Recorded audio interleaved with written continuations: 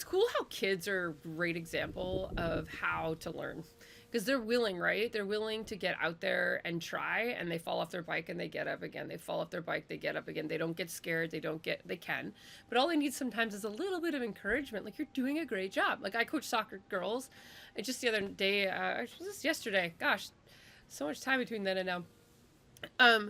These girls, and I coach travel, but in the indoor season I also coach a house league team. So some of these girls are not, soccer's not their sport, but they're out there, and I'm like, I am going to encourage these girls. I have no idea where they're coming to the table, with how they feel about themselves, how they're interacting with sport. I want them to have an opportunity to engage in something and feel confident and good. So I'm constantly high-fiving, no matter how well they did on the field. I'm telling them, you did good at this, and I'm constantly encouraging them.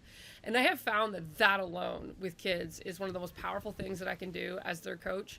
And I have seen that season after season right now with both my boys and my girls teams, house league teams. I don't get to choose. They just come. We don't even have practices. We just have games. We've won everyone, and I'm like, it's not because we have the best kids on the team.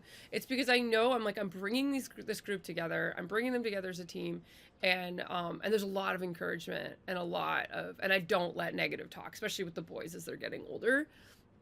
I don't let it happen, and it's been so precious to see them come alive in that environment. So we want to focus on the learning is a good thing. And when you're in brain retraining, when you're in this mode, we should always be in learning mode, teachable mode, willing to learn from whatever happened.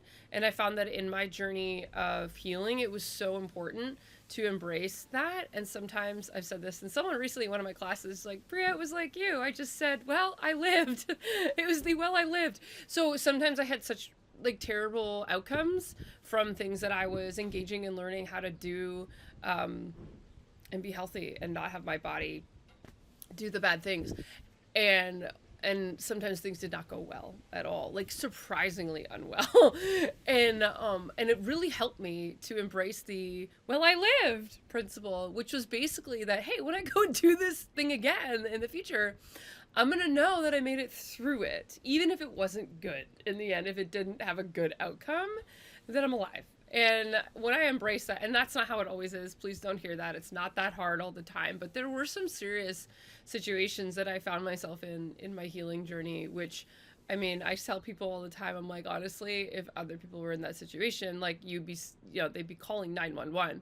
But when you're in these situations and you know what you're up against, you know that no one can help you. You know that it's in those situations, sometimes it's just so much more traumatizing and stressful on the body to even call 911 and go into a hospital when you're in some of the situations that I know I was in. So it was really helpful to recognize that, I understand that I'm in a learning mode, and I can learn from this. And what can I learn from this? And it wasn't what can I learn that I failed at? It was just, I have to go through experiences, and I can learn through my experiences, or I can, really not learn through my experiences, so that I can go back again, and the Holy Spirit can really guide me through to get to the place that He wants me to get to.